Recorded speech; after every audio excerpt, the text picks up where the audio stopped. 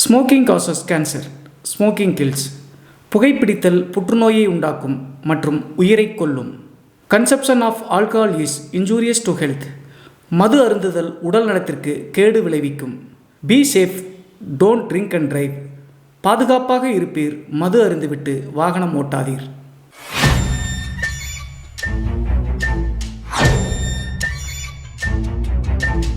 Hi everybody, நான் உங்கள் Siva. Welcome to our channel.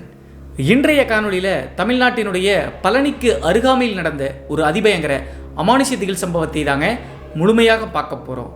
இந்த சம்பவத்தில் கொட்டு அப்படின்னு சொல்லக்கூடிய இந்த தார தப்பட்டை அடிக்கக்கூடிய ஒரு நபர் வறுமை காரணத்தினால ஒரு மாந்திரீகவாதி கட்ட பூஜைக்கு போயிட்டு அதற்கடுத்து அங்கே நடந்த திகில் மற்றும் அமானுஷ்ய சம்பவம் தாங்க இன்றைய காணொலி. ஸோ இன்றைய காணொலியும் கொஞ்சம் கூட சுவாரஸ்யம் மற்றும் த்ரில்லிங் குறையாமல் நீங்கள் அப்படியே எதிர்பார்க்கலாங்க. இதுபோன்று உங்களுடைய வாழ்க்கையிலும் ஏதாவது திகில் சம்பவம் நடந்துருச்சுன்னா இந்த மின்னஞ்சல் மூலியமாக அதை ஷேர் பண்ணலாங்க. ஒருவேளை மின்னஞ்சலில் டைப் பண்ணுறது கஷ்டமாக இருந்துச்சு அப்படின்னா நம்ம சேனலினுடைய இன்ஸ்டாகிராம் லிங்கை கீழே டிஸ்கிரிப்ஷனில் கொடுத்துருக்கேங்க. அதில் போய் ஃபாலோ பண்ணிவிட்டு வாய்ஸ் நோட்டாக கூட ஷேர் பண்ணலாங்க. இது வரைக்கும் நம்ம சேனலை நீங்கள் சப்ஸ்கிரைப் பண்ணாமல் பார்த்துட்டு இருந்தாலும் சரி, புதிய பார்வையாளராக இருந்தாலும் சரி, வீடியோக்கு கீழே இருக்கக்கூடிய சப்ஸ்கிரைப் பட்டன் மற்றும் பெல் ஐக்கான் இரண்டையுமே கிளிக் பண்ணிருங்க. நம்ம ஷோக்குள்ள படம். இந்த வீடியோவில் நிறைய இம்பார்ட்டன்ட் இன்ஃபர்மேஷனை சொல்லியிருக்கேன். நிறைய பெனிஃபிட்ஸோட நீங்கள் க்ரோவாக இது ஹெல்ப் பண்ணும். So don't skip the video. வாங்க, let me tell you.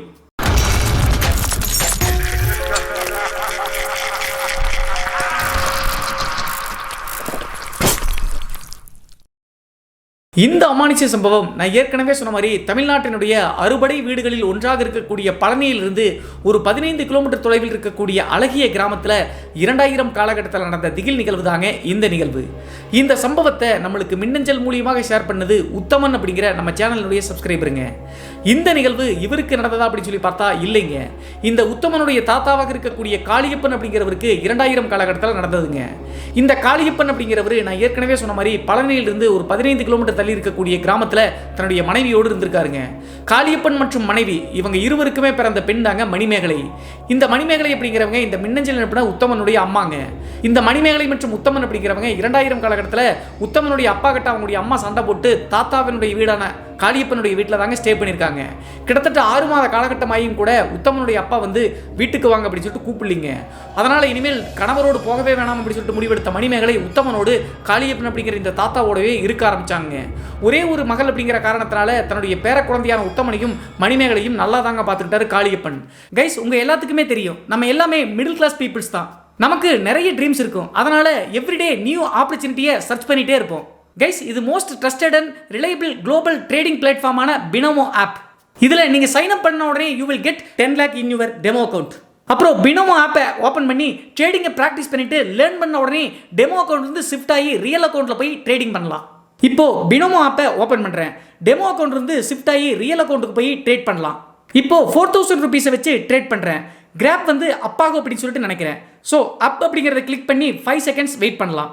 S, என்னுடைய ப்ரிடிக்ஷன் கரெக்ட் தான். I made a profit 7200 rupees. இதில் வித்ட்ராவல் அண்ட் டெபாசிட் பண்ணுறதுக்கு நிறைய ஆப்ஷன்ஸ் இருக்குது, லைக் பேங்க், பேடிஎம் மாதிரி. இப்போ கரண்ட்லி இந்த அமௌண்ட்டை வித்ட்ராவல் பண்ண நான் அப்ளை பண்ணுறேன். அது வரைக்கும் வீடியோவை கண்டினியூ பண்ணலாம். காளியப்பனுடைய சொந்த தொழில் நான் ஏற்கனவே சொன்ன மாதிரி இந்த கொட்டடிக்கிறது அப்படின்னு சொல்லுவாங்க இல்லையா, தார தப்பட்டை அடிப்பது தாங்க. அது மட்டும் இல்லாமல் எல்லா மாதங்கள்லையும் இந்த தாரத்தப்பட்டை அடிக்கக்கூடிய கொட்டு வேலை கிடைக்காதுங்க. ஏதாவது விசேஷம் மற்றும் திருவிழாக்கள் இருந்தால் மட்டும்தான் இந்த கொட்டடிக்கக்கூடிய வேலை கிடைக்குங்க. அதை தவிர்த்து மற்ற எல்லா நாட்களிலுமே பெரும்பாலும் இவங்களுடைய குடும்பத்தில் வறுமை தாங்க வீசும்.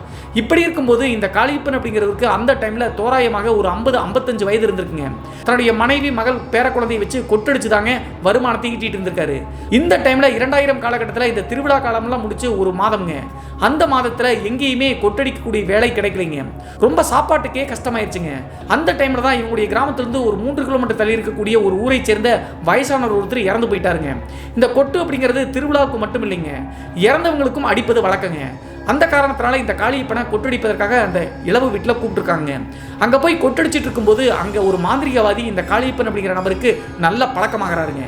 நல்ல உற்ற நண்பன் மாதிரி பழகின காரணத்தினால இந்த காளியப்பன் ஒரு முக்கியமான முடிவு எடுக்கிறாருங்க. இவரை பொறுத்தளவு ஆன்மீகம் மற்றும் மாந்திரிகத்தை ரொம்ப நம்பக்கூடிய நபருங்க. அதை அடிப்படையாக கொண்டு தன்னுடைய மகள் மற்றும் பேரக்குழந்தை தனியாக வந்து இருக்காங்களே, கணவர்களோட பிரிஞ்சிருக்கக்கூடிய காரணத்தினால எப்படியாவது மாந்திரிகம் மூலியமாக சேர்த்து வச்சிடலாம்னு சொல்லிட்டு முடிவெடுக்கிறாருங்க. எவ்வளவோ கோவில் குளங்களுக்கு ஏறி பார்த்தும் கூட உத்தமனுடைய அப்பா வந்து திரும்ப வந்து கூட்டிட்டு போக வரவே இல்லைங்க. அவர் பாட்ட தன்னந்தனியாக இருக்க ஆரம்பிச்சாருங்க. இப்படியே போச்சு அப்படின்னா தன்னுடைய மகளினுடைய வாழ்க்கையும் பேர குழந்தையுடைய வாழ்க்கையும் வீணா போயிடும் சொல்லிட்டு யோசிச்சு அந்த மாந்திரிகவாதி கிட்ட உதவி கேட்கிறாருங்க. எப்படியாவது மாந்திரிகத்தின் அடிப்படையில் ஏதாவது வசியம் காண செஞ்சு தன்னுடைய மகளையும் மருமகளையும் சேர்த்து வைக்கணும் அப்படின்னு சொல்லி சொல்றாருங்க. அதன் மூலியமாக இந்த மாந்திரிகவாதியோடு காளியப்பனுக்கு நல்ல பழக்கம் ஏற்படுதுங்க. அப்போது இந்த மாந்திரிகவாதி கிட்டத்தட்ட ஒரு மாத காலகட்டம் கழிச்சு திடீர்னு ஒரு நாள் காளியப்பனுடைய ஊருக்கு வர்றாருங்க. 2000 காலகட்டத்தில் இந்த உருவாக்கையன் அப்படிங்கிற அந்த பூத் தாங்க இருந்துச்சு. செல்போன்ஸ் எல்லாம் அந்த அளவுக்கு கிடையாது. அந்த காரணத்தினால அந்த மாந்திரிகவாதி நேரா காளியப்பனுடைய கிராமத்துக்கே வராருங்க. வந்த உடனே காளியப்பனை பார்த்து ஒரு முக்கியமான விஷயத்த சொல்றாருங்க. கிட்டத்தட்ட 1 மாதம் 2 மாத காலகட்டம் நீ கொட்டடிக்கக்கூடிய வேலைக்கு போகாத காரணத்தினால பணம் இல்லைன்னு சொல்லி சொன்ன இல்ல, ஒரு நல்ல ஆஃபர் இருக்கு, எங்கூட பூஜைக்கு வந்த அப்படின்னா நல்ல பணம் கிடைக்கும் அப்படின்னு சொல்லியிருக்காருங்க. ஆனால் இது வரைக்கும் அந்த மாந்திரிகவாதியோடு பூஜைக்கெல்லாம் போனது கிடையாதுங்க. இந்த காளியப்பன் அப்படிங்கிற இந்த நபரை பொறுத்தளவு கொஞ்சம் திடகாத்தமான உடம்புங்க, மனசும் தைரியமான நபர், எதற்கும் பயப்பட மாட்டாருங்க. அதனால நான் பணம் கிடைச்சா கண்டிப்பா வரேன், எவ்வளவு பணம் கொடுப்பாங்க அப்படின்னு சொல்லி கேட்கும்போது நீ கேட்கிற அளவுக்கு கொடுப்பாங்க அப்படின்னு சொல்றாங்க. அப்படி என்ன வேலை அப்படின்னு சொல்லிட்டு காளியப்பன் கேட்கும்போது அந்த மாந்திரிகவாதி சொன்னது ஒரு அளவுக்கு கருக்கடாயிருச்சுங்க. என்ன சொல்லியிருக்காரு அப்படின்னு சொல்லி பார்த்தா, நல்ல ரிச்சான ஒரு குடும்பத்தை சேர்ந்த குழந்தைக்கு வந்து பார்த்தீங்கன்னா யமசாந்தி பூஜை பண்ணணும் அப்படின்னு சொல்லி சொல்லியிருக்காங்க. இந்த யமசாந்தி பூஜை எப்படின்னா, ஏதாவது ஒரு நபருக்கு வந்து உடம்பு சரியில்லாமல் போய் ஆன்மாவோ பேயோ ஆக்கிரமிச்சு வந்து பார்த்தீங்கன்னா அவங்க சாகர கண்டிஷன் இருப்பாங்க. கடைசி ஸ்டேஜ் தாங்க இந்த யமசாந்தி பூஜை அப்படிங்கிறது. அந்த பயங்கரமான திகிலான பூஜையை பண்ணி அந்த நபரை காப்பாற்றுவாங்க. அந்த பூஜையில் என்ன பண்ணுவாங்க அப்படின்னு சொல்லி பார்த்தா, சீரியஸாக இருக்கக்கூடிய அந்த ஆன்மானால பாதிக்கப்பட்ட நபரை நடுராத்திரியில் வந்து பார்த்தீங்கன்னா அவங்களுடைய வீட்டில் வச்சு பூஜை பண்ணுவாங்க. அந்த பூஜை எப்போ பச்சை மாவை வந்து ஒரு உருவாரம் மாதிரி செஞ்சு 108 அல்லது 1008 குண்டூசிகளை வச்சு அந்த பச்சை மாவில் குத்துவாங்க. அதற்கடுத்து அந்த வீட்டிலிருந்து கிளம்பி நேராக அந்த ஊரினுடைய சுடுகாட்டுக்கு போவானுங்க. ஒற்றையால் தன்னந்தனியாக போகும்போது கருங்கோழியை வந்து பார்த்தீங்கன்னா ரத்தத்தை அறுத்து காலில் கட்டி விட்டுருவாங்க பெருவிரல்ல. அதை இழுத்துக்கிட்டே போகணுங்க. அது மட்டும் இல்லாமல் இன்னொரு கையில் மஞ்சப்பையில் வந்து பார்த்தீங்கன்னா எலுமிச்சங்கனிகளை குங்குமம் வச்சு அறுத்து வந்து உள்ளே போட்டிருப்பாங்க. சுடுகாட்டுக்கு போகிற வரைக்கும் இந்த 2 பொருள்களையும் எடுத்துகிட்டு திரும்பி பார்க்காம போகணுங்க. போகிற வழியில் நிறைய ஆன்மாக்கள் அல்லது போகக்கூடிய நபர்களுடைய பேரை சொல்லியே ஆன்மாக்கள் கூப்பிட பார்க்குங்க அந்த பூஜையை தடுப்பதற்காக. ஆனால் அதற்கெல்லாம் ஈடு கொடுக்காம நேராக அந்த சுடுகாட்டுக்கு போய் ஏற்கனவே பகல் டைமில் வந்து பார்த்தீங்கன்னா ரீசெண்டாக இறந்து போன ஒரு நபருடைய சமாதிக்கு பக்கத்தில் குழி தோண்டி வச்சுருப்பாங்க. அங்கே அந்த ரத்தம் கடிஞ்சிருக்கக்கூடிய கோழியை வந்து புதைச்சிட்டு திரும்பி ரிட்டர்ன் வந்துடுங்க. ரிட்டர்ன் வரும்போது அந்த மஞ்சப்பையில் வச்சிருந்த குங்குமம் தொடர்பான எலுமிச்சம்பழத்தை அங்கிட்டும் இங்கிட்டும் 4 திசையிலும் வீசிட்டே திரும்பி பார்க்காம வரணுங்க. இப்படி செய்வது தாங்க யமசாந்தி பூஜை அப்படின்னு சொல்லுவாங்க. இதை கரெக்டாக செஞ்சு முடிச்சிட்டு அப்படின்னா அந்த உயிருக்கு போராடி இருக்கக்கூடிய அந்த ஆன்மானால் பாதிக்கப்பட்டிருக்கக்கூடிய நபரை காப்பாற்றிடலாங்க. அந்த ஆன்மா கிட்ட இருந்து விலகி போயிடும். ஸோ இந்த பூஜை தான் செய்ய போகிறோம் அப்படின்னு சொல்லிட்டு காளியப்பன்கிட்ட சொல்கிறாருங்க. எவ்வளவுதான் திடகாத்தமான ஆளாக இருந்தாலும் கூட கொஞ்சம் கருக்குன்னு ஆயிடுச்சுங்க. எனக்கு எந்தவித பிரச்சனையும் இருக்காதுல்ல அப்படின்னு சொல்லி கேட்கும்போது மாந்திரிகவாதி சிரிச்சுக்கிட்டே ஒரு விஷயத்தை சொல்கிறாருங்க. நீ தைரியமான ஆள் அப்படிங்கிற காரணத்தால தான் உன்னை தேர்ந்தெடுத்துருக்கோம். அவங்க எவ்வளோதான் ரிச்சாக இருந்தாலும் தன்னுடைய குழந்தைக்காக வந்து பார்த்தீங்கன்னா சுடுகாட்டுக்கெல்லாம் கொண்டு வந்து பண்ண மாட்டேன்னு சொல்கிறாங்க. நீ வந்து அப்படின்னா கண்டிப்பாக உனக்கு எவ்வளோ பணம் கேட்டாலும் அந்த பணக்காரங்க கொடுப்பாங்க அப்படின்னு சொல்கிறாங்க. சரி, நம்மளுக்கு பணம் தான் முக்கியம், நம்மளுடைய குழந்தை குட்டிகள் சாப்பாட்டுக்கே வறுமையாக இருக்குது அப்படின்னு சொல்லிட்டு அக்செப்ட் பண்ணிக்கிறாருங்க. அதே நேரத்தில் அந்த மாந்திரிகவாதி கிட்ட நண்பராக இருக்கக்கூடிய காரணத்தினால எனக்கு எந்தவித பிரச்சனையும் இருக்காதுல்ல அப்படின்னு சொல்லிட்டு மறுபடியும் கேட்கிறாருங்க பயத்தோடு. அப்போது மாந்திரிகவாதி நான் சொன்னதை மட்டும் கரெக்டாக செஞ்சுட்டு அப்படின்னா எந்த பிரச்சனையும் இருக்காது அப்படின்னு சொன்ன காரணத்தினால தைரியத்தோடு கிளம்பி அந்த மாந்திரிகவாதியோடு அந்த பூஜைக்கு கிளம்புறாருங்க. கரெக்டாக இவங்களுடைய கிராமத்திலிருந்து 10 கிலோமீட்டர் தள்ளி தாங்க அந்த பூஜை செய்யக்கூடிய வீடு இருக்கு. அந்த வீட்டில் வந்து பார்த்தீங்கன்னா வயதுக்கு வந்த ஒரு பெண்மணிங்க. அந்த பெண் ஏதோ ஒரு கொடூர ஆன்மானால பாதிக்கப்பட்டாங்க. சாகர கண்டிஷனில் சீரியஸாக இருக்காங்க. கடைசி நேரத்தில் தான் இந்த மாந்திரிகவாதியை அந்த பணக்கார ஃபேமிலி வந்து கூப்பிட்டுருக்காங்க யமசாந்தி பூஜை பண்ணலாம் அப்படின்னு சொல்லிட்டு. இருந்தாலும் அந்த பெண்ணுக்காக சுடுகாட்டுக்கெல்லாம் எடுத்துகிட்டு போய் அந்த பூஜையை பண்ணி தைரியத்தோடு திரும்பி வருவதற்கு பயமாக இருந்த காரணத்தினால தான் ஒரு ஆளை நீங்களே கூப்பிட்டு வாங்க, பணம் வேணா கொடுத்துடலாம் அப்படின்னு சொல்லியிருக்காங்க. அந்த காரணத்தினால தான் காளியப்பனை மாந்திரிகவாதி கூப்பிட்டு வராருங்க. அதற்கடுத்து வீட்டில் கொண்டு வந்து காளியப்பனை உட்கார வச்சு அந்த சீரியஸாக இருக்கக்கூடிய ஆன்மானால் பாதிக்கப்பட்ட குழந்தையும் உட்கார வச்சு அந்த பச்சை மாவு உருவாரம் எல்லாம் செய்கிறாங்க. உருவாரம் செஞ்சு பச்சை மாவில் 108 குண்டூசிகளை அந்த சீரியஸாக இருக்கக்கூடிய குழந்தையினுடைய கையில் வச்சு குத்த சொல்கிறாங்க. குத்திட்டு கரெக்டாக நள்ளிரவு ஒரு 12 மணி 1 மணி தோராயமாக இருக்குங்க. இந்த மாந்திரிகவாதியும் வரமாட்டாருங்க. இங்கேயும் பூஜை பண்ணணும். காளியப்பன் மட்டும்தான் அந்த அறுத்த கோழியை வந்து எடுத்து போய் சுடுகாட்டில் நான் ஏற்கனவே சொன்ன மாதிரி அடக்கம் பண்ணிட்டு வரணுங்க. அதற்கடுத்து எல்லா பூஜையும் செஞ்சு முடிச்சு கருங்கோழியை எடுத்து நேராக கழுத்தை மட்டும் லைட்டாக அறுத்து விட்றாங்க. அந்த கோழி துள்ள காளியப்பனுடைய கட்டை வரல்ல கட்டி விட்டு நேராக சுடுகாட்டை நோக்கி கிளம்பிப்போ, எக்காரணத்தை கொண்டும் திரும்பி பார்த்துறாத, திரும்பி பார்த்த அப்படின்னா உன்னுடைய உயிருக்கே ஆபத்து அப்படின்னு சொல்லியிருக்காருங்க. அதற்கடுத்து நான் திரும்பி பார்க்க மாட்டேன் அப்படின்னு சொல்லிட்டு அந்த மஞ்சப்பையில் எலுமிச்சங்கனிகளை வாங்கிட்டு பெருவரில் கோழியை கட்டிட்டு நேராக சுடுகாட்டை நோக்கி நடக்க ஆரம்பிச்சிட்டாருங்க. அந்த ஊரிலிருந்து கிட்டத்தட்ட 1.5 கிலோமீட்டர் தூரம் வருங்க சுடுகாட்டுக்கு. ஊரினுடைய எல்லை வரைக்கும் எந்த பிரச்சனையும் இல்லைங்க. எல்லையை தாண்டி சுடுகாட்டுக்கு நடந்து போயிட்டு இருக்கும்போது கரெக்டாக சுடுகாட்டிலிருந்து ஒரு 1/2 கிலோமீட்டர் முன்னாடிங்க கரெக்டாக அந்த இடம் முழுவதுமே கிராமத்தினுடைய ரோடு அப்படிங்கிற காரணத்தினால புதரண்டி போய் தாங்க கிடக்குது. டார்ச் லைட்டை கையில் வச்சுட்டு இன்னொரு கையில் வந்து பார்த்தீங்கன்னா அந்த எலுமிச்சங்கனிகளை குங்குமம் தடவை எலுமிச்சங்கனிகளை வச்சுக்கிட்டு கட்டை வரல கருங்கோழியை கட்டி விட்டுருக்காங்க, இழுத்துக்கிட்டே போயிட்டு இருக்காருங்க. கொஞ்சம் தூரம் துள்ளிகிட்டே வந்த கோழி அறுத்து போட்ட காரணத்தினால உயிரை விட்டுருச்சுங்க. அந்த ரத்தம் தொஞ்ச கோழியோடு சேர்த்து நடந்து போயிட்டு இருக்காருங்க. கரெக்டாக நான் ஏற்கனவே சொன்ன மாதிரி சுடுகாட்டுக்கு ஒரு 1/2 கிலோமீட்டர் முன்னாடிங்க திடீர்னு அந்த கோழியினுடைய வெயிட் வந்து அதிகமாகுதுங்க. இவரால் இழுக்கவே முடியலைங்க. அந்த கோழியை பின் சைடு இருந்து யாரோ ஒரு சக்தி பிடிச்சி இழுக்கிற மாதிரி உணர்வு ஏற்படுதுங்க. இவருக்கு கயிறை கட்டி தானே கோழி வந்து பின்னாடி பெருவரில் கட்டி இழுத்துட்டு போயிருக்காங்க. இவர் முன்னோக்கி செல்லும் போது கோழி ஒரு 2 அடி 3 அடி பின்னாடி தானே வந்துட்டு இருக்கோம். ஏற்கனவே மாந்திரிகவாதி திரும்பி பார்க்கக்கூடாதுன்னு வேறு சொல்லியிருக்காரு. என்னடா கோழி வெயிட் ஆகுது அப்படின்னு சொல்லிட்டு யோசிச்ச காளியப்பன் வந்து பார்த்தீங்கன்னா திரும்பி பார்க்கக்கூடாது அப்படின்னு சொல்லிட்டு மாந்திரிகவாதி சொன்னதை ஞாபகம் வச்சுட்டு தைரியத்தோடு ரொம்ப கஷ்டப்பட்டு கோழியை இழுத்துக்கிட்டே போறாருங்க. சுடுகாட்டுக்கு பக்கத்தில் போக போக முடியவே இல்லைங்க. அது மட்டும் இல்லாமல் பின்னாடி இருந்து வித்தியாசமான சத்தங்கள் எழும்புதுங்க. நாய் குறைக்கிற மாதிரி யாரோ ஒரு பின்னாடி ஃபாலோ பண்ணிட்டு வர மாதிரி இந்த மாதிரி சத்தங்கள் ஏற்பட்டே இருக்குங்க. ஆனால் மாந்திரிகவாதி சொன்ன இன்ஸ்ட்ரக்ஷனை கரெக்டாக ஃபாலோ பண்ண அப்படின்னு சொல்லிட்டு திரும்பி பார்க்காமையே சுடுகாட்டை நோக்கி பக்கத்தில் நெருங்கி போயிட்டாருங்க. கரெக்டாக சுடுகாட்டினுடைய எல்லை பக்கத்தில் போன உடனே திடீர்னு காளியப்பன் வந்து ஓரளவுக்கு பயம் கலந்த தோற்றத்தோடு திரும்பி பார்க்காம தான் போயிட்டு இருக்காரு. மனசு ஒரு நித்த மனசு இல்லைங்க, பயத்தோடு இருந்திருக்காரு. டக்குன்னு யாரோ தெரிஞ்ச ஒரு மாதிரி காளியப்பா அப்படின்னு சொல்லிட்டு சடனாக பின்னாடி சேர்ந்து கத்துறாங்க. கத்துன உடனே பயம் இருந்த காரணத்தினால மாந்திரிகவாதி சொன்னதை மறந்துட்டு சடனாக திரும்பி பார்த்துட்டாருங்க. திரும்பி பார்க்கும்போது காளியப்பனுக்கு தன்னுடைய வாழ்நாளில் மறக்கவே முடியாத ஒரு சம்பவங்க. என்ன ஆச்சு அப்படின்னு சொல்லி பார்த்தா அவருடைய பெருவிரலில் கயிறு போட்டு கட்டி கொஞ்சம் தூரத்தில் வந்து ரத்தம் வழிஞ்ச கோழி இருக்குல்ல, அந்த கோழியை வந்து பார்த்தீங்கன்னா தரையோடு தரையா ஒரு 6 அடி உயரத்தில் வந்து பார்த்தீங்கன்னா படுத்துக்கிட்டே ஏதோ ஒரு விகாரமான பிசாசு மாதிரிங்க அந்த கோழியினுடைய ரத்தத்தை அப்படியே நக்கிட்டு இருக்கிற மாதிரி இந்த மாதிரி தோற்றம்ங்க. இதை பார்த்த உடனே உடம்பெல்லாம் நடுங்கி போச்சுங்க காளியப்பனுக்கு. அது மட்டும் இல்லாமல் அந்த விகாரமான தோற்றத்தை பார்த்த உடனே பயந்து போயிட்டாருங்க. அந்த எலுமிச்சங்கனி மற்றும் அந்த கோழியை வந்து எப்படியாவது அப்படியே அந்த இடத்துலயே போட்டு ஓடி போயிடலாம் அப்படின்னு சொல்லிட்டு ட்ரை பண்ணுறாருங்க. ஆனால் அடுத்த செகண்டேங்க அந்த எலுமிச்சங்கனியை கீழே போட்ட அடுத்த செகண்டே கீழே படுத்துட்டு அந்த ரத்தத்தை வந்து எடுத்துகிட்டு இருந்த உருவம் வந்து ஓங்கி காளியப்பனை பட்டாருன்னு அடிச்சிருச்சுங்க.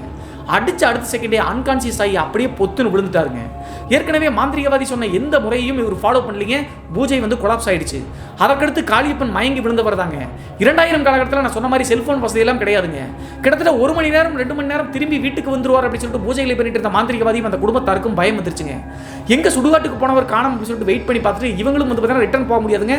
போனால் இவங்களுடைய உயிருக்கும் ஆபத்து அப்படின்னு சொல்லிட்டு மாந்திரிகவாதிக்கு தெரியும். 4 மணி வரைக்கும் அதாவது பிரம்ம முகூர்த்தம் வர வரைக்கும் வெயிட் பண்ணலாம். அதற்கடுத்து நம்ம கிளம்பி போய் என்னாச்சுன்னு சுடுகாட்டு வழியே போய் பார்க்கலாம்னு சொல்லிட்டு வெயிட் பண்ணுறாங்க. 4 மணி ஆன பிறகு ஓரளவுக்கு வெளிச்சம் வந்த பிறகு இந்த மாந்திரிகவாதி மற்றும் அந்த குடும்பத்தை சேர்ந்து இன்னொரு நபர் சேர்ந்து நேராக சுடுகாட்டை நோக்கி நடந்து போகிறாங்க. கரெக்டாக சுடுகாட்டு எல்லையை போய் பார்க்கும்போது பெரிய ஷாக்ங்க இந்த மாந்திரிகவாதிக்கு. ஓங்கி அடிச்ச அந்த காளியப்பன் வந்து மயக்கம் போட்டு நுரைதள்ளி போய் விழுந்து கிடக்கிறாருங்க. அது மட்டும் இல்லாமல் அந்த கோழியை வந்து பார்த்தீங்கன்னா பெருவரில் கட்டிவிட்டு இருந்தாங்களே கயிறு போட்டு, அந்த கயிறு அவுக்கிறதுக்குள்ளதாங்க இப்படி அடிச்சு கீழே தள்ளிருச்சு. ஆனால் இப்போது வந்து பார்த்தீங்கன்னா அந்த பெருவிரலில் கயிறு மட்டும் தாங்க இருக்குது. எண்டில் வந்து கோழியினுடைய தலை மட்டும் இருக்குது. முண்டம் வந்து அங்கங்கே பிச்சு போட்ட மாதிரி செதறி போய் கிடக்குதுங்க. இதை பார்த்த உடனே மாந்திரிகவாதிக்கு புரிஞ்சிருச்சுங்க பூஜை நிறைவேறாமல் அந்த ஆன்மாவினுடைய தாக்குதல் அதிகமாயிருச்சு அப்படின்னு சொல்லிட்டு. அதற்கடுத்து இங்கே ஒரு சின்ன ட்விஸ்ட் இருக்குங்க. அது இந்த வீடியோவை தொடர்ந்து பாருங்க, உங்களுக்கு புரியும். அப்போது அவசரமாக அந்த மாந்திரிகவாதி சின்ன ஒரு மந்திரங்களை ஓதி நெத்தியில் வந்து பார்த்தீங்கன்னா திருநீரை வைக்கிறாருங்க. திருநீரை வச்ச உடனே காளியப்பன் நார்மலாக எந்திரிச்சு உட்காந்துட்டாருங்க. அப்படியே டயர்டாக இருக்காரு. திருன்னு முடிக்கிறாருங்க. என்னடா ஆச்சு அப்படின்னு சொல்லி கேட்கும்போது நைட்டு நடந்த விஷயங்கள் அனைத்தையும் அப்படியே மாந்திரிகவாதிகிட்ட சொல்லிட்டாருங்க. மாந்திரிகவாதி அதை கேட்க அவருக்குள்ள பயம் வந்துருச்சுங்க. அது மட்டும் இல்லாமல் காளியப்பனை பார்த்து பரிதாபமாக பார்க்குறாருங்க. அப்போது எனக்கு ஏதாவது பிரச்சனையாகுமா அப்படின்னு சொல்லி கேட்கும்போது அதெல்லாம் ஒன்றும் பயப்படாதரா, பூஜை நிறைவேறிச்சு, அந்த பொண்ணும் தப்பிச்சிச்சு, நல்லா இருக்குது, நீ பேசாமல் வீட்டுக்கு கிளம்பிப்போ அப்படின்னு சொல்லிட்டு பேசின பணத்தை விட கொஞ்சம் அந்த குடும்பத்தார் அதிகம் கொடுத்துருக்காங்க. அதற்கான காரணம் காளியப்பனுக்கு ஒரு பெரிய விளைவு இருக்குங்க. அந்த சீரியஸாக இருந்த பெண்ணினுடைய உடம்புல இருந்த பிசாசு இப்போது காளியப்பனை பின்தொடர ஆரம்பிச்சிருச்சுங்க. அதுதான் ட்விஸ்ட்னு சொல்லி சொன்னேன். இப்படி இருக்கும்போது பணத்தை வந்து அதிகமாக கொடுத்த உடனே சந்தோஷத்தோடு நேராக காளியப்பன் வீட்டுக்கு வந்தவர் தாங்க. வீட்டுக்கு வந்து குளிக்க கூட இல்லைங்க. பணத்தை தன்னுடைய மனைவி கிட்ட கொடுத்து பேர குழந்தைக்கு ஏதாவது வாங்கி கொடு அப்படின்னு சொல்லிட்டு படுக்கலான்னு படுத்தவர் தாங்க. படுத்ததுக்கு பிறகு அடுத்த நாள் மதியம் வரைக்கும் எந்திரிக்கவே இல்லைங்க. சாப்பாடு கூட வேணாம்னு சொல்லிட்டாரு. அது மட்டும் இல்லாமல் தொட்டு பார்க்கும்போது பயங்கரமான காய்ச்சலுங்க. அப்போது மணிமேகலை அப்படிங்கிற மகளும் மனைவியும் வந்து கேட்டிருக்காங்க, எங்கப்பா போனீங்க, என்னாச்சு அப்படின்னு சொல்லிட்டு. எந்த பதிலும் சொல்லிங்க, ஏன்னா சொன்னால் பயந்துருவாங்க அப்படின்னு சொல்லிட்டு. அதற்கடுத்து காய்ச்சல் வந்து நெருப்பு மாதிரி இருந்த காரணத்தினால ஹாஸ்பிட்டலுக்கு கூட்டு போயிருக்காங்க. ஹாஸ்பிட்டலுக்கு கூட்டு போய் இன்ஜெக்ஷன் போட்டு திரும்பி வந்த பிறகும் இந்த காளியப்பனுக்கு உடம்பு சரியாகவே இல்லைங்க. அதே நேரத்தில் காளியப்பனுடைய பிஹேவியர் கொஞ்சம் கொஞ்சமாக மாற ஆரம்பிச்சுங்க. இந்த மின்னஞ்சல் என்ற உத்தமன் அப்படிங்கிறவர் அப்போது ஒரு 5 வயசு 6 வயசு தாங்க இருந்திருக்காரு. தன்னுடைய தாத்தா வந்து பார்த்தீங்கன்னா நல்லா கொஞ்சுவாராமா. ஆனால் தன்னுடைய பேர குழந்தையோடு கூட நேரம் செலவு பண்ணலீங்க. தன்னுடைய மனைவி மற்றும் மகள்கிட்ட கூட சரியாக பேசலிங்க. நல்லா சிரிச்சு பேசக்கூடிய காளியப்பன் ஏதோ ஆயிடுச்சு அப்படின்னு சொல்லிட்டு அவங்களுக்குள்ளேயே புரியுதுங்க. அதற்கடுத்து காய்ச்சல் நிற்காத காரணத்தினால எல்லா ஹாஸ்பிட்டலும் கூட்டு போய் கடன் வாங்கி செலவு பண்ணுறாங்க. எவ்வளவு செலவு பண்ணாலும் கூட ரிப்போர்ட்டில் எல்லாமே நார்மலாக தாங்க வருது, உடம்பு நல்லா தான் இருக்குன்னு சொல்கிறாங்க. ஆனால் காய்ச்சல் மட்டும் நிற்க மாட்டேங்குதுங்க. வீட்டுக்கு வந்து 1 வார காலகட்டம் காய்ச்சல் இருந்தாலும் கூட சாப்பாடு வந்து அள்ளி சாப்பிட்றாருங்க. போதும் அப்படின்னு சொல்லிட்டு மற்றவங்க சொல்கிற வரைக்கும் சாப்பிட்றாரு. இதெல்லாம் பார்த்து ஒன்றுமே புரியலிங்க. காய்ச்சல் இருக்கிறவங்க பெரும்பாலும் சாப்பிட முடியாதுங்க. ஆனால் அவ்வளவு சாப்பாடையும் அள்ளி சாப்பிட்றாருங்க. அப்படி இருந்தாலும் கூட 1 வாரம் 2 வார காலகட்டம் அவ்வளவு சாப்பிட்டும் உடம்பு வந்து லீன் ஆகிட்டே உருக்கிட்டே போயிட்டு இருக்குங்க. ஓரளவுக்கு மாநிலமாக இருக்கக்கூடியவர் தாங்க இந்த காளியப்பன் அப்படிங்கிறவர். ஆனால் முகமெல்லாம் கருப்பிடிச்ச மாதிரி உடம்பெல்லாம் உருக்கிருச்சுங்க. அதுக்கடுத்து இவருக்கே புரிஞ்சிச்சுங்க, அந்த மாந்திரிக பூஜையில் போய் நம்ம ஈடுபட்டு அப்படி நம்மளை அடித்த காரணத்தினால தான் நம்மளுக்கு இப்படி ஆகுது அப்படின்னு சொல்லிட்டு. இருந்தாலும் வீட்டில் தன்னுடைய மனைவி கிட்டையோ மகள் கிட்டையோ சொல்லவே இல்லைங்க. அதே நேரத்தில் காளியப்பனுடைய வீடு கிராமத்தில் இருக்கக்கூடிய வீடு தாங்க. வீட்டு வாசலுக்கு சைடில் வந்து பார்த்தீங்கன்னா ஆள் வந்து உள்ள துணி துவைக்கிற மாதிரி குளிக்கிற மாதிரி சிமெண்ட் தொட்டி கட்டி வச்சிருக்காங்க, தண்ணி தொட்டி. அந்த தண்ணி தொட்டி கொஞ்சம் தள்ளி தாங்க கயிறு கட்டல் போட்டு தூங்குவது வழக்கம். டெய்லியுமே அப்படி தூங்கிட்டு இருக்கிறவர் நைட்டு 1 மணி 2 மணிக்கெல்லாம் மகளோ மனைவியோ எந்திரிச்சு போய் பார்த்தாங்க அப்படின்னா அந்த தண்ணி தொட்டிக்குள்ள உள்ள உட்காந்துருப்பாரு. அவங்க என்ன அப்படி சொல்லிட்டு தன்னுடைய மனைவியோ மகளோ போய் கேட்டாங்க அப்படின்னா உடம்பெல்லாம் எரியுது, தீப்பத்த வச்ச மாதிரி இருக்குது அப்படின்னு சொல்லிட்டு அழுவாராமங்க. இந்த மாதிரி டெய்லி கண்டினியூவாக ஆகிட்டே இருந்திருக்குங்க. எல்லாமே வித்தியாசமாக இருந்திருக்குங்க. காய்ச்சல் வந்து அப்படின்னா தண்ணிக்குள்ளே போய் விடிய உட்காரக்கூடாது, ஆனால் அதையும் செய்கிறாரு. காய்ச்சல் வந்துச்சு அப்படின்னா சாப்பிட முடியாது, ஆனால் அதையும் செய்கிறாரு. ஆனால் காய்ச்சல் மட்டும் போக மாட்டேங்குது, உடம்பு உருக்கிட்டே போகுது. எல்லாமே ஆப்போசிட்டாக இருக்குது அப்படின்னு சொல்லிட்டு யோசிச்சுட்டு குடும்பத்தாருக்கு ஒன்றும் புரியலிங்க. மறுபடியும் ஒரு மாத காலகட்டத்திலேயே காளியப்பன் படுக்கை ஆகிட்டாருங்க, சீரியஸ் ஆகிட்டாரு. என்ன பண்ணுறது அப்படின்னே தெரியலிங்க. தன்னுடைய மகள் மற்றும் மனைவி கிட்ட கூப்பிட்டு என்னை எப்படியாவது காப்பாற்றுறீங்க அப்படின்னு சொல்லிட்டு கெஞ்சிறாருங்க. அப்போதும் தான் இப்படி போய் யமசாந்தி பூஜை பண்ணி அதற்கு பின்புதான் இப்படி நடந்துச்சு அப்படின்னு சொல்லவே இல்லைங்க. அந்த காரணத்தினால கடைசியாக பெருந்துறை ஜிஹெச்சுக்கு எடுத்துகிட்டு போயிருக்காங்க இந்த காளியப்பன் அப்படிங்கிறவரை. அங்கே போய் செக் பண்ணி பார்க்கும்போதும் எல்லாமே நார்மல் அப்படின்னு தாங்க சொல்கிறாங்க. இந்த டைமில் தான் காளியப்பனுக்கு உள்ளூரை சேர்ந்த நெருங்கிய நண்பர் ஒருத்தர் இருக்காருங்க. அவருக்கும் ஒரு 50 வயசு தாங்க இருக்கும். எப்போது பார்த்தாலும் காளியப்பனும் அவரும் தாங்க கொட்டடிக்க வேலைக்கு போவாங்க. அவருடைய பேர் மாரி செல்வங்க. அந்த மாரி செல்வம் படிக்கிறவர் பெருந்துறையில் வந்து பார்த்தீங்கன்னா காளியப்பன் உயிருக்கு போராடி இருக்கிறத பார்த்துட்டு நேராக பெட்டுக்கு வர்றாருங்க. வந்து எல்லாத்தையும் போக சொல்லிட்டு என்னடா ஆச்சு உனக்கு, நல்லா தானே இருந்த சொல்லி கேட்கும்போது தன்னுடைய நண்பர்கிட்ட எல்லாத்தையும் ஒட்டு மொத்தமாக போட்டு உடச்சிட்டாருங்க. இப்படி யமசாந்தி பூஜைக்கு பணத்துக்காக ஆசைப்பட்டு போனடா, கடைசியாக அந்த உருவம் என்னை அடிச்சு போட்டது மட்டும் தான் ஞாபகம் இருந்துச்சு, அந்த குழந்தை தப்பிச்சுக்கிச்சு, அப்போதே எனக்கு டவுட் இருந்துச்சு, ஆனால் அதற்கு பின்பு தான் எனக்கு இப்படி ஆகுது அப்படின்னு சொன்ன உடனே அந்த மாரி செல்வம் நடுநடுங்கி போயிட்டாருங்க. பெரும்பாலும் இந்த யமசாந்தி பூஜைக்கு போய் பாதிக்கப்பட்டு சீரியஸாக இருக்கக்கூடிய நபர்கிட்ட போய் இப்படி பேசவே கூடாதாமங்க. யாருக்கிட்ட இந்த உண்மையை சொல்கிறாங்களோ அவங்களுக்கு வந்து பார்த்தீங்கன்னா இறந்த பிறகு அவங்கள தொத்திக்கும் அப்படின்னு சொல்லி ஒரு நம்பிக்கைங்க கிராமத்துல எல்லாம் இப்போதும் நம்புறாங்க. அது மாதிரி இந்த மாரி செல்வம் கேட்டுட்டு டக்குன்னு தூக்கி வாரி போட்டுச்சுங்க. ஐயோ நம்ம வேற இதை கேட்டுமே அப்படின்னு சொல்லிட்டு, இருந்தாலும் உற்ற நண்பனாச்சு அப்படின்னு சொல்லிட்டு திட்டிருக்காருங்க. இப்படி அநியாயமா பணத்துக்கு ஆசைப்பட்டு போய் உன்னுடைய உயிரை இழக்க போறியாடா, உன்னை காப்பாற்றவே முடியாது அப்படின்னு சொல்லிட்டு பயத்தோடு மாரி செல்வம் ஊருக்கு வந்துட்டாருங்க. ஊருக்கு வந்து 2 வாரம் தாங்க ஆச்சு. காளியப்பன் அப்படிங்கிறவர் பெருந்துறை ஜிஹெச்ல இறந்து போயிட்டார் அப்படின்னு சொல்லிட்டு ஆம்புலன்ஸ் மூலியமாக இந்த சொந்த ஊருக்கு கொண்டு வர்றாங்க. ஊருக்கு வந்த பிறகு இந்த மாரி செல்வம் அப்படிங்கிறவர் நல்ல நண்பன் மற்றும் சொந்தக்காரர் தரீங்க. அவர் தான் வந்து பார்த்தீங்கன்னா கூடையே இருந்து அந்த பாடி பக்கத்தில் எல்லா சடங்குகளையும் செஞ்சிருக்காருங்க. செஞ்சு முடிச்சு மறுபடியும் 2 வார காலகட்டம் தாங்க இருக்கும். இவரை நல்லடக்கம் எல்லாம் பண்ணி முடிச்சாங்க காளியப்பனை. அதற்கடுத்து மாரி செல்வம் அப்படிங்கிற இந்த நபருக்கு இவருக்கு நடந்த அனைத்து அறிகுறிகளும் வந்திருக்குங்க. உடம்புக்கு சரியில்லாமல் போய் காய்ச்சல் ஏற்பட்டு முகமெல்லாம் கருத்திருச்சுங்க. அப்போது சொந்தக்காரங்க மற்றும் கிராமத்தில் எல்லாருமே மாரி செல்வத்தினுடைய குடும்பத்தார்கிட்ட சொல்லியிருக்காங்க, அப்படியே காளியப்பன் இருந்த விஷயம் இவருக்கு தொத்திக்கிச்சு அப்படின்னு சொல்லிட்டு. இதெல்லாம் கேட்டு காளியப்பனுடைய மனைவி மற்றும் மணிமேகலை 2 பேருக்கும் அசிங்கமாயிருச்சுங்க. பெரும்பாலும் யாராவது இறந்து போயிட்டாங்க அப்படின்னா அவங்களால இவங்க சாக போறாங்க அப்படின்னு சொன்னா கண்டிப்பா கிராமத்திலும் அசிங்கமாக நினைப்பாங்க, தப்பாக தான் நினைப்பாங்க. அவங்க நினைச்ச மாதிரியே கரெக்டாக 1 மாதம் 2 மாதம் கூட இல்லைங்க. காளியப்பன் எப்படி வந்து இறந்தாரோ அதே மாதிரியே கொஞ்சம் கூட பிசுறு மாறாம மாரி செல்வமும் இறந்துருக்காருங்க. ஃபீவர் அதிகமாகுமாங்க, நைட்டெல்லாம் எரியுதுன்னு சொல்லுவாராமா, தண்ணி ஊற்றி வராமா. அது மட்டும் இல்லாமல் காளியப்பன் சாப்பிட்ட மாதிரியே அன்லிமிட்டடாக சாப்பிடுவாராங்க. காளியப்பன் எப்படி இறந்தாரோ அதே மாதிரி தான் அறிகுறிகளோடு மாரி செல்வமும் இறந்துருக்காருங்க. அதற்கு பின்பு மாரி செல்வத்தையும் எடுத்துகிட்டு போய் அடக்கம் பண்ணிட்டாங்க. 2000 காலகட்டத்தில் பணத்துக்கு ஆசைப்பட்டு என்னுடைய தாத்தா இறந்தது எங்களுக்கு இன்னும் கஷ்டமாக இருக்குது பிரதர். என்னுடைய தாத்தா அவ்வளவு பாசமாக இருந்தார். நான் 5 வயசாக இருந்தாலும் கூட அவருடைய முகம் வந்து இன்னும் ஞாபகம் இருக்குது. என்னை கொஞ்சி கூப்பிட்டு விளையாட வைப்பார். இப்போது அவர் இல்லாத நினச்சி ரொம்ப கஷ்டமாக இருக்குது பிரதர் அப்படின்னு சொல்லிட்டு இந்த மின்னஞ்சல் மூலியமாக சொல்லி முடிச்சாங்க. பெரும்பாலும் இந்த மாந்திரிகத்தின் மேலே நம்பிக்கை இல்லைன்னா பரவாயில்லைங்க, ஆனால் நம்ம போனால் எதுவும் பிரச்சனை இல்லை அப்படின்னு சொல்லிட்டு இந்த மாதிரி விபரீதத்தில் போய் மாற்றணும் அப்படின்னா இந்த மாதிரி உயிராபத்துகள் ஏற்பட நிறைய வாய்ப்பு இருக்குங்க. ஸோ இந்த மாதிரி மாந்திரிகத்தின் மேலே நம்பிக்கை இல்லாதவங்க இந்த கழிப்பு கழிச்சிருக்கிறத போய் தொடர்றது, எட்டி உதைக்கிறது, இந்த மாதிரி செஞ்சிங்க அப்படின்னா விபரீதத்தில் போய் முடியும் அப்படிங்கிறத மனசில் வச்சுக்கோங்க நண்பர்களே. இன்றைய காணொலி பற்றிய உங்களுடைய கருத்து என்ன அப்படின்னு சொல்லிட்டு மறக்காமல் கமெண்ட் பாக்ஸில் கமெண்ட் பண்ணுங்க. இது போன்று உங்களுடைய வாழ்க்கையிலும் ஏதாவது திகில் சம்பவம் நடந்துருச்சுன்னா இந்த மின்னஞ்சல் மூலியமாக அதை ஷேர் பண்ணலாங்க. ஒருவேளை மின்னஞ்சலில் டைப் பண்ணுறது கஷ்டமாக இருந்துச்சு அப்படின்னா நம்ம சேனலோட இன்ஸ்டாகிராம் லிங்கை கீழே டிஸ்கிரிப்ஷனில் கொடுத்துருக்கேங்க. அதில் போய் ஃபாலோ பண்ணிவிட்டு வாய்ஸ் நோட்டை கூட ஷேர் பண்ணலாங்க.